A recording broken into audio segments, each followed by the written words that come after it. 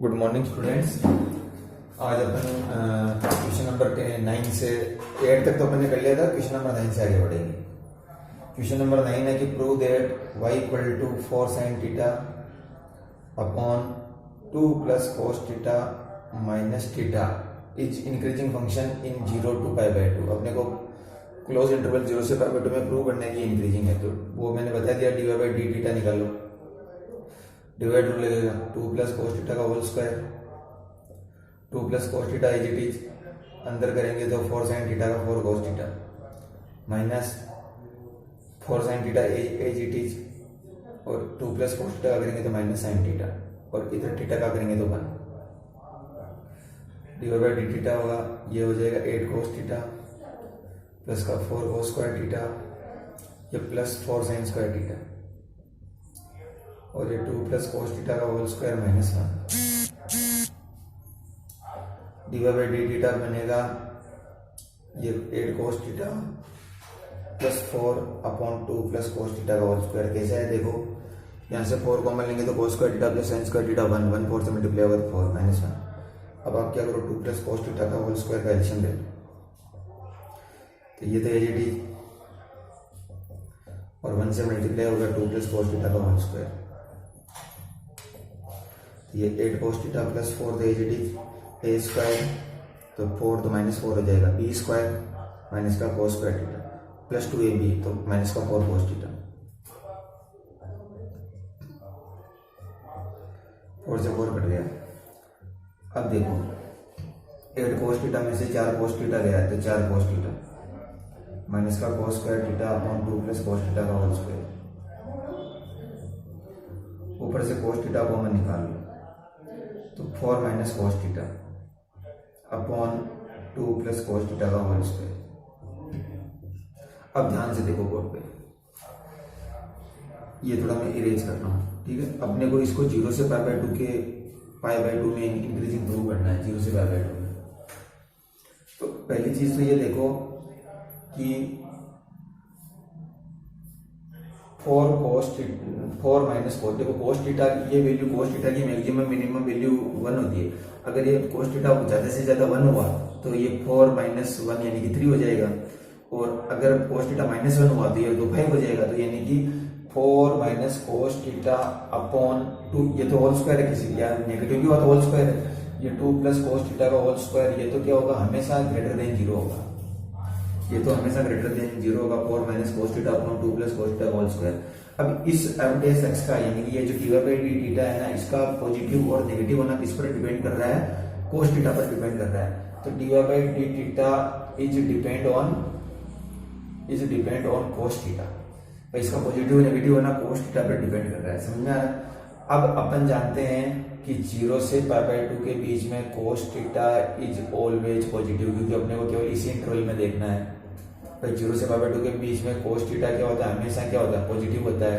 तो ये प्रूव हो गया भाई, ये तो हमेशा पॉजिटिव है, 0 से π/2 के बीच में खुद पॉजिटिव है, तो हमेशा क्या होगा, ये जो फंक्शन है वो हमेशा क्या होगा, इंक्रीजिंग होगा, प्रूव होगा।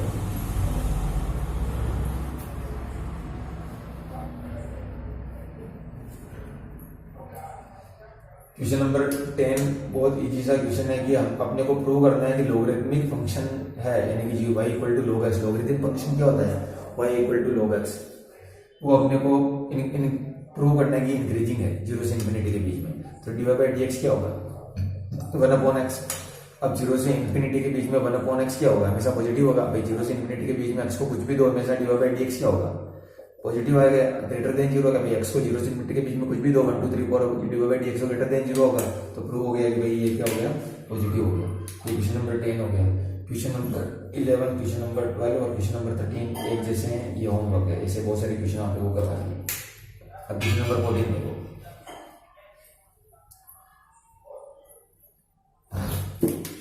क्वेश्चन नंबर 14 देखो। क्वेश्चन नंबर 14 देखो कि फॉर व्हाट वैल्यू ऑफ ए की वैल्यू निकालनी है अपने को, और अपने को बोला गया है कि ये फंक्शन है x² प्लस ax प्लस 1, ये इंक्रीजिंग हो जाएगा 1 से 2 में। a की वैल्यू क्या होगी, 1 से 2 के बीच में ये इंक्रीजिंग हो, तो पहले तो f डैश x निकालो, तो 2x प्लस a। अब अगर फंक्शन इंक्रीजिंग है तो f डैश x क्या होगा, ग्रेटर देन 0 होना चाहिए, यानी कि 2x प्लस a क्या होना चाहिए, ग्रेटर देन 0 होना चाहिए, समझ में आ रहा है। 2x प्लस ए क्या क्या होना चाहिए, ग्रेटर देन जीरो होना चाहिए, सॉरी यहाँ 2x प्लस ए ग्रेटर देन जीरो होना चाहिए। अब अपने को ए की वैल्यू पता करनी है। अब मेरी बात सुनो, अब ए की वैल्यू पता करनी है, एक्स की वैल्यू 1 से 2 के बीच में। अब इसका इंक्रीजिंग और डिक्रीजिंग होना किस पर डिपेंड कर रहा है, देखो एक्स की वैल्यू तो 1 से 2 के बीच में। For what value of A the function given by is increasing in 1 से 2। अब 1 से 2 के बीच में, अब मेरी बात सुनो, अब 1 से 2 के बीच में अगर ये फंक्शन इंक्रीजिंग हुआ तो ए की वैल्यू क्या होनी चाहिए, -2x से बड़ी होनी चाहिए। ए की वैल्यू -2x से बड़ी होनी चाहिए। यानी कि अगर मैं x को 1 दे देता हूं, अगर मैं यहां से x को 1 दूं,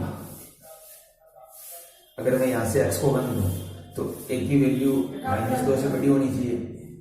और अगर मैं x को ज्यादा से कम 1 दे सकता हूँ, ज्यादा से ज्यादा 2 दे सकता हूँ। अगर मैं x को 2 दूं तो a की वैल्यू -4 से बड़ी होनी चाहिए। तो कुल मिला के a की वैल्यू -2 से बड़ी, क्योंकि अगर a -2 से बड़ा हो गया तो -4 से अपने आप ही बड़ा हो जाएगा। तो इसका आंसर आ जाएगा a ग्रेटर देन टू -2। ये आप लोगों का क्वेश्चन नंबर 14 हो गया। 15 ऐसा कैसे ये जो होमवर्क है। क्वेश्चन नंबर 16 भी आप लोगों का होमवर्क है। अब क्वेश्चन नंबर 17 देखो।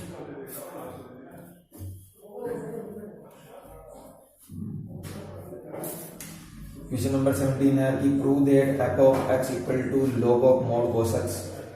अपने को प्रूव करना है कि इंक्रीजिंग है 0 से π/2 के बीच में तो, और 3π/2 से 2π के बीच में डिक्रीजिंग है, ये अपने को प्रूव करना है। तो f(x) निकालेंगे, पहले log x का 1/x, तो log x का 1/x करेंगे तो cos x का करेंगे तो -sin x। f(x) हो गया -10x। अब मेरी बात सुनना, 10 देखो ये अपन सर्कल जानते हैं, यहाँ सभी प्लस होते हैं, यहाँ साइन और कोसेक पॉजिटिव, यहाँ टेन और कोट पॉजिटिव, यहाँ सेक और कोसेक पॉजिटिव। अब ये 0 होता है, समझ में आ रहा है, ये पाई, ये 3π/2 और ये 2π।